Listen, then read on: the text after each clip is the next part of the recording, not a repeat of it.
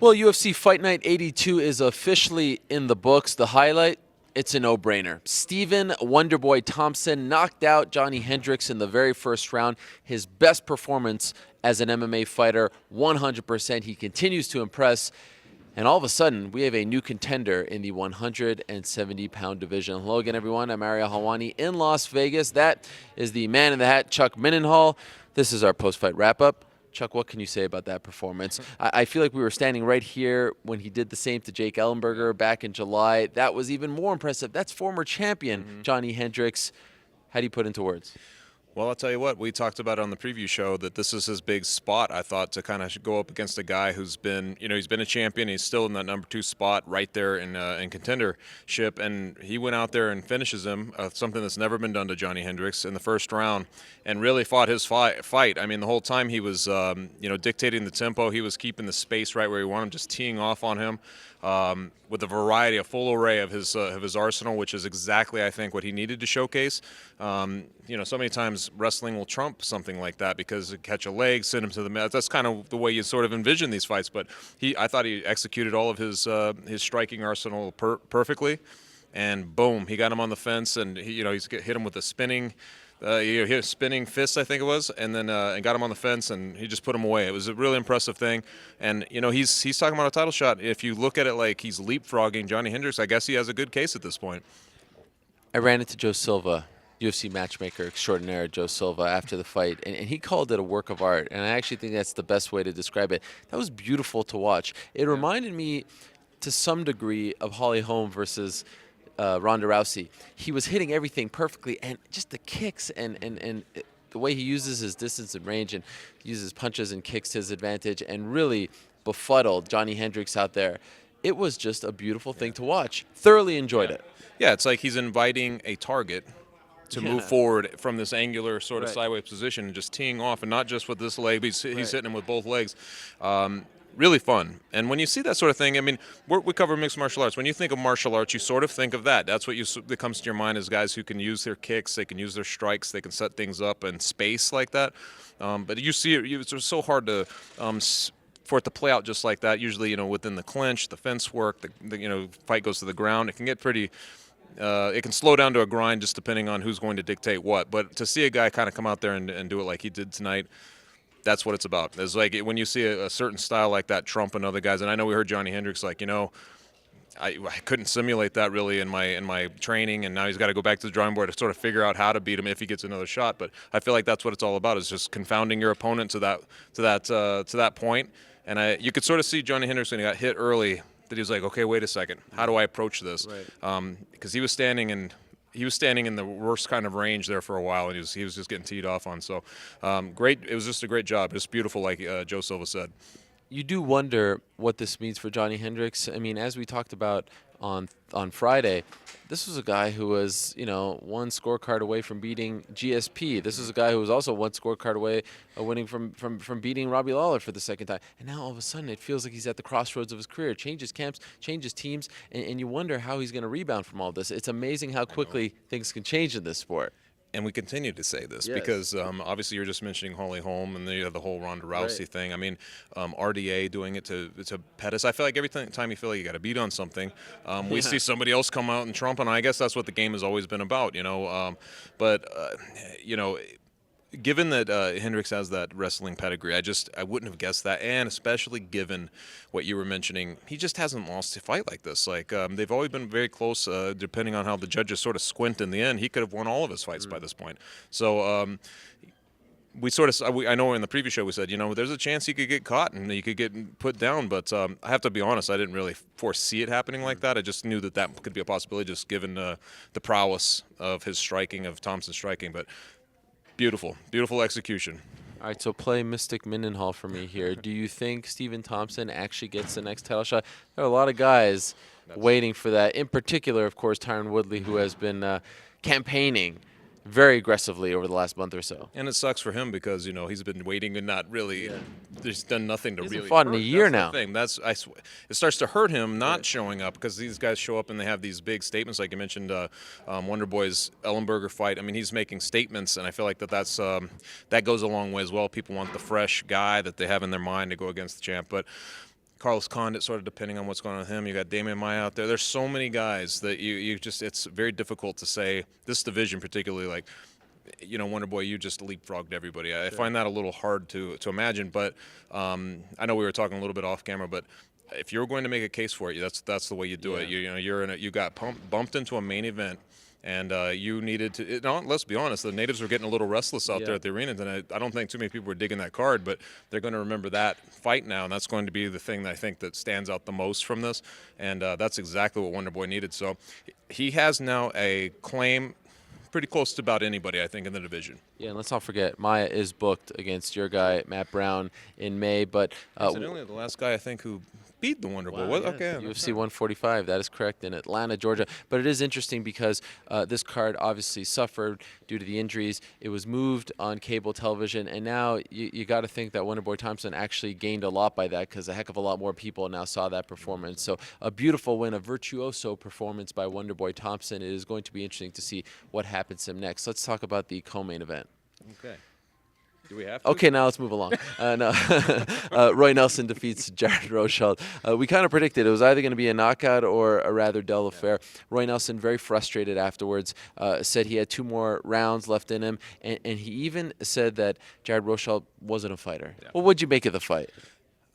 Unfortunately, it was I don't know if I quite saw it going like that. The crowd was really getting upset because it seemed like when Roy would want to engage, he would just put him on his bike, and and Rochelle would sort of circle around and stay out of the harm's way. And a couple of times, that starts to feel like the old Caleb Starnes type of scenario. But the times he was sort of exchanging, I mean, he was doing okay. I mean, I thought he was hitting Nelson too, especially early on. I thought like, oh, this is it's kind of interesting, but I didn't feel like he was shooting like we thought he would. I didn't think he was trying to make it an ugly fight. Going in, I thought his best thing would be to sort of crowd him, even if he couldn't take Roy down. It might be to crowd him and just hold him and control the cage.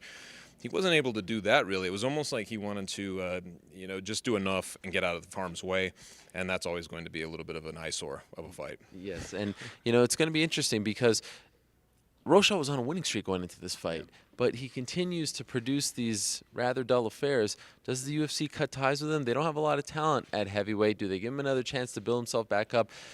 I thought Roy Nelson came out with the right kind of game plan. His stance was the perfect kind of stance. He was waiting for that big shot, but just could not get going. In the end, he gets a win. He gets back on track. Now let's talk about the other big story of the night. Mickey Gall defeated Mike the Truth Jackson in just 45 seconds.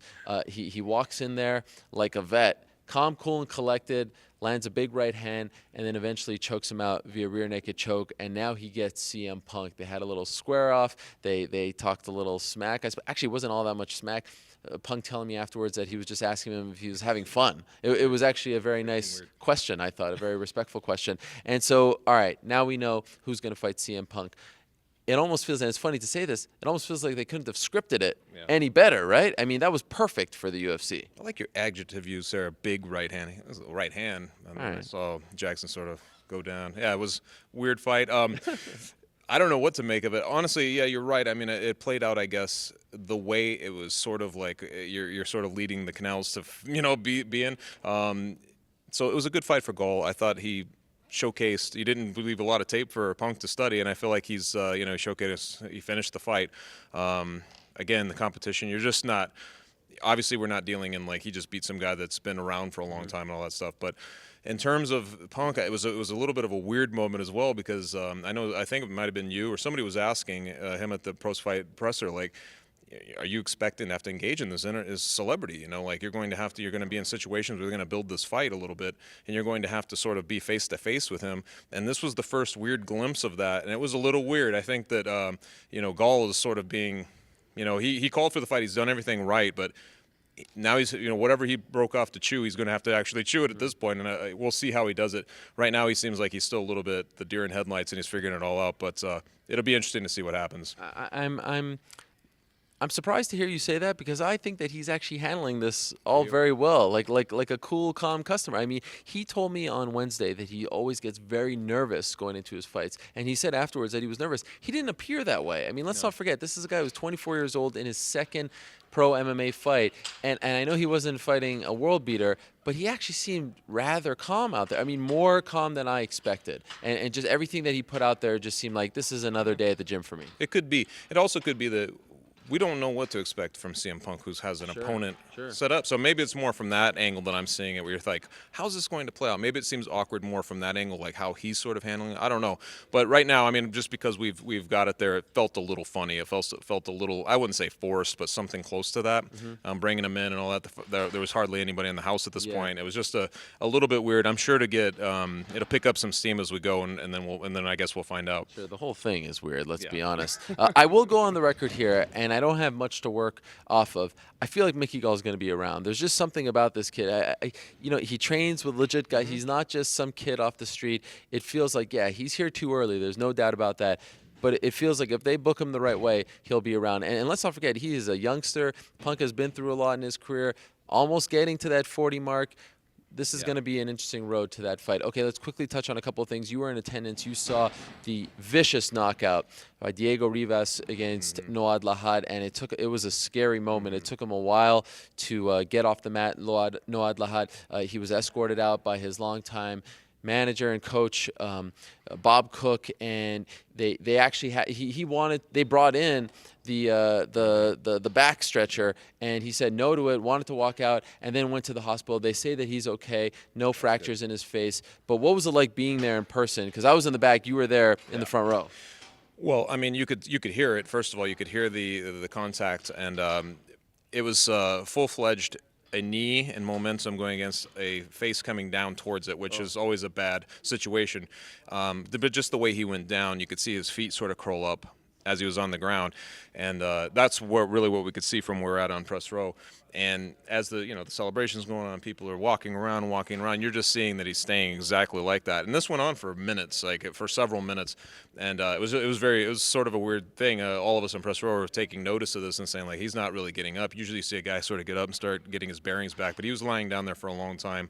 And very scary. Anytime you see something like that, you think about the sport as a whole. Sure. You wonder, like, was this going to be the weird time when something crazy happens? That Dana, I'm always like knocking on wood when he says that stuff. When we talk about, well, there's never been a serious injury, and that goes through your head. I hope this isn't the time. It was a pretty wicked knockout, but fortunately, you could tell. We weren't sure at the time, like if it was just like his legs were reflexively or involuntarily moving, but pretty soon you could tell that he was just trying to get up, and they were trying to restrain him for his own safety and to not hurt himself further. But very good news, because that was one of the weird ones, man. He was down for a long time, so it's really good news to hear he's okay. A somewhat dubious distinction for Noad Lahad, the only man in WEC, Pride, Strikeforce, or UFC history to lose via flying knee. How about that? That's, twice, right? Yeah, that's what I meant, twice. Yeah. His debut, Godofredo Pepe, and now against Diego Rivas. So glad to hear that he's okay, but another tough loss for Noad Lahad. All right, let's wrap this up. Misha Serkinov, the pride of Latvia, home, by the way, to the great Kristaps Porzingis. I don't know if you heard. Yeah, I mentioned that. Look at these. Oh, yeah. Oh, these old things? My Montreal Expos cufflinks? Yeah. Very nice. Yes. Well, thank you. Nice. Well, thank you. Make sure we point that out. A nice win for him. He breaks John Nicholson's jaw. That was quite gruesome to hear on television when they replayed it. Also, Joseph Benavidez with a great win over Zach Makovsky. He continues to win at flyweight. Mike Pyle snapping his very first two-fight losing streak at 40 years young. Anyone else that you want to mention before we say goodnight? No, I thought that. I mean, those were literally the ones that stood out for me. Pyle too. Like, especially, like, I felt like that was a tough matchup for him, and you just see this dogged old spirit in him, like he's coming alive, and he got better as it went on. Joseph Benavidez as well. He was kind of lamenting the fact that he didn't get going until the third round, and you could see that. You could see him come alive. He was finding his rhythm. He was finding his range. He was landing a lot of shots as the fight ended. He was very frustrated, but another great win for him, and I thought against a pretty game Zach Makovsky. So that was a good one. Yeah, and Ovin St. Preux with a big win after injuring his ankle in the first round of his fight against Rafael Feijão. And how about Justin Scoggins on the microphone calling out Sean Shelby, saying he wanted to be a little more active. Yeah. Some stars emerged here tonight. You know, 100%. It wasn't the biggest card of all time, but overall, I think a fun night. So we now turn our attention to the Super Bowl. Give us the official prediction before we go. Will the Broncos do it tomorrow night in Santa Clara? I think they're going to get it done, Ariel. Okay. I really believe this. This is an unbiased prediction. Yeah. No, this is just like me thinking about it as just a football fan in general. But I think 27-17 Broncos. All right. You heard it here first. The man in the hat goes on the record. All right, we are done. Thank you so much for watching our coverage of UFC Fight Night 82. We are back on Monday for another brand new episode of the MMA Hour. Hopefully, technical difficulties free. For now, we say goodnight. That is Chuck. I am Ariel again. Thank you very much for watching. We'll see you on Monday.